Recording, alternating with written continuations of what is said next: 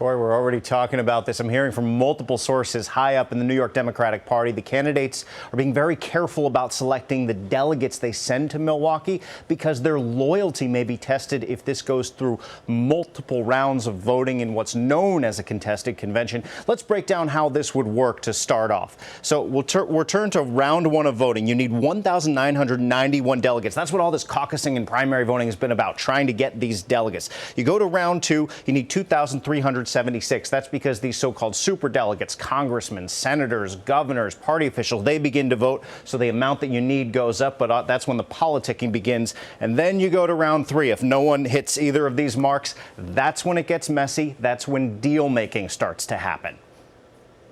When there are no ceilings, the sky's the limit. It may be time to party like it's 1952. That was the last time it took multiple ballots to nominate a candidate at a national political convention in what's commonly called a contested convention. Delegation after delegation climbs on the bandwagon. Democrat Adlai Stevenson got the nomination after 3 rounds of voting that time, but the record is 103 rounds. Stevenson lost to President Dwight Eisenhower, and generally speaking, contested conventions produce weak candidates who lose 61% of the time. Which may be why, when asked about contested conventions, most campaigns publicly say something like this. I will tell you right now that I am optimistic that we won't have to be there. Contested conventions were more common in the past because candidates of both parties needed 2/3 of all delegates for the nomination, which led to more party leader control and deal-making.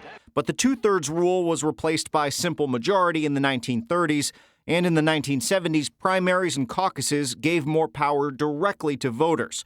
Pew Research says there have been 18 contested conventions since 1868. Pew says usually in 12 of those 18 times, a leading candidate representing one ideological side of the party, perhaps in this case either Bernie Sanders or Michael Bloomberg, steadily gains support. More rare, and what happened 6 of those 18 times, is a compromise candidate is selected. So you can see the fact that campaigns are even preparing for this really is saying something. We did see similar talk in 2016 when people really didn't know what to make of then candidate Donald Trump. But as he continued to gain momentum, this conversation died down. Corey and Tamsin.